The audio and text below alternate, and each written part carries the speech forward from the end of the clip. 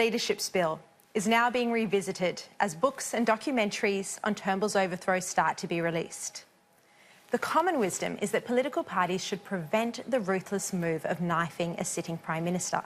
It's why one of Scott Morrison's very first acts in the top job was changing the Liberal Party's rules to stop leadership coups. He's also punished those involved in plotting the coup and stacking the numbers for Dutton. They've been banished to the backbench, their reputation in tatters.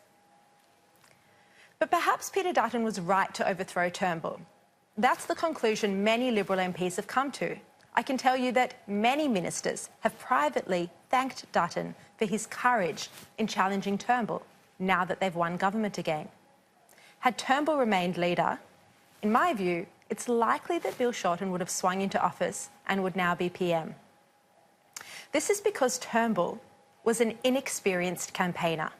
He wiped out the government's 14-seat majority to just one in 2016, even though, unlike Morrison, he had no major scandals or internal disunity to contend with.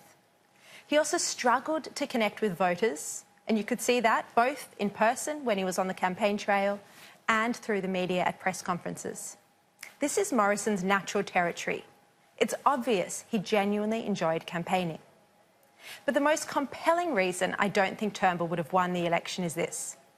The Coalition's victory was based on its wins in Queensland, Tasmania and Western Sydney.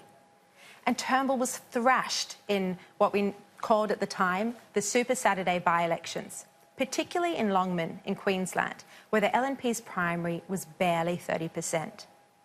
The reason why Queensland was so strong for Morrison was because he was able to capitalise on the Adani debate.